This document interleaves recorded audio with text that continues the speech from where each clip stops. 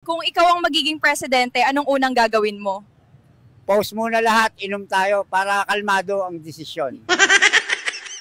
Sir, paano po ninyo matitiyak na hindi kayo magnanakaw?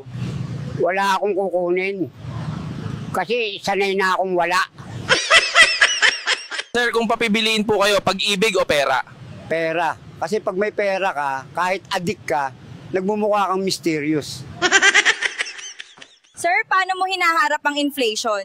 Tinitigan ko lang ang presyo ng bigas, tapos ngumiti, sabay lakad palayo.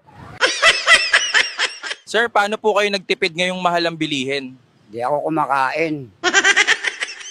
Paano nyo po nilalampasan ang mga pagsubok sa buhay? Hindi ko nilalampasan, dinadaanan lang. Sabog nga di ako aware na may pagsubok. Sir, paano mo malalaman kung ikaw ang problema? Pag kahit saan ka mapunta, pare-pareho ang gulo. Ibig sabihin, ikaw na yon. Sir, may balak po ba kayong ayusin ang buhay nyo? Meron. Kaso ayaw makipag-cooperate ng katawan ko. Sir Juan, anong masasabi nyo sa mga babaeng choosy? Huwag silang mag-alala. Hindi rin naman siya option sa akin. Sir Juan, paano maging pogi sa paningin niya? Ipaalam mong marunong kang makinig, kahit di mo maintindihan, basta may eye contact.